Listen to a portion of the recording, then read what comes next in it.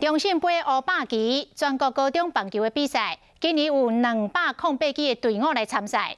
台中市政府特别为21期、22期代表台中市的队伍来举办着授旗的典礼甲誓词大会。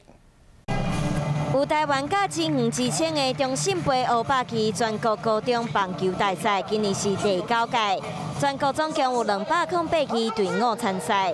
台中市政府专工为代表台中市的参赛队伍举办授旗典礼。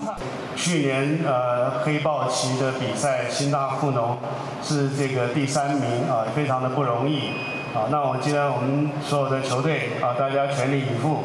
副市长表示，台中市自第1届敢若4间学校参加500期高中棒球大赛，到今年总共有22间公私立高中级参赛，会和来自全国各地的精英选手拼冠军。相信伫各界人数照顾和关心，大家球队会使拼出上好的成绩。